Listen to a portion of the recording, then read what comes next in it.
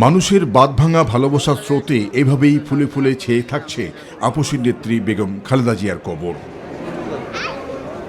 আর তাই দাফনের চতুর্থ দিনে তার কবর জিয়ারত ও শ্রদ্ধা জানাতে এখানে ছুটে আসেন বিএনপি ও অঙ্গ সংগঠনের নেতাকর্মী সহ বিভিন্ন শ্রেণী পেশার মানুষ।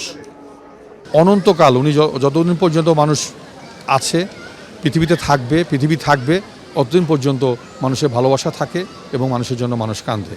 30 তারিখে সকালে ওনার মৃত্যুর সংবাদ পাই। 31 তারিখে আমি রাজশাহীতেই ছিলাম। আমি অত্যন্ত মর্মাহত, অত্যন্ত দুর্ভাগা যে আমি ওনার জানাজায় উপস্থিত হতে পারি নাই।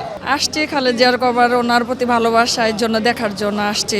সন্ধ্যায় শহীদ প্রেসিডেন্ট জিয়াউর রহমান ও দেশনেত্রী খালেদা জিয়ার কবর জিয়ারত করতে আসেন জাতীয়তাবাদী ছাত্রদল কেন্দ্রীয় সংসদের নেতৃবৃন্দরা।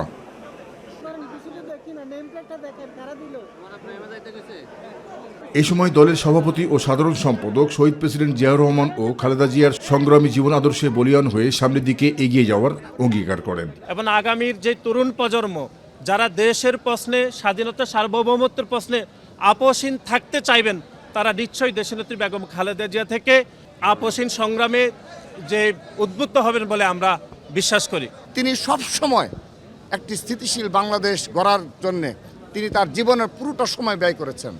এখনও যদি আমরা ষড়যন্ত্র করি কিংবা যারা ষড়যন্ত্র করে কিংবা এই বাংলাদেশকে অস্থিতিশীল দেখতে চায়, ব্যর্থ রাষ্ট্রে পরিণত করতে চায়, আমরা বাংলাদেশ জাতীয় ছাত্রদলের পক্ষ থেকে সকল ষড়যন্ত্রকে নস্যাৎ করব এবং সকল বাংলাদেশপন্থী শক্তিকে আহ্বান জানাবো, চলুন আমরা দেশনেত্রী বেগম খালেদা জিয়ার আদর্শে অনুপ্রাণিত হয়ে বাংলাদেশ গড়ার ক্ষেত্রে নিরলসভাবে ভূমিকা রাখি। তারা মনে করেন খালেদা জিয়ার রাজনৈতিক সংগ্রাম, জনগণের প্রতি তার প্রতিশ্রুতি এবং প্রতিকূল পরিস্থিতিতে তার দৃঢ়তা দেশের রাজনীতিতে স্মরণীয় হয়ে থাকবে।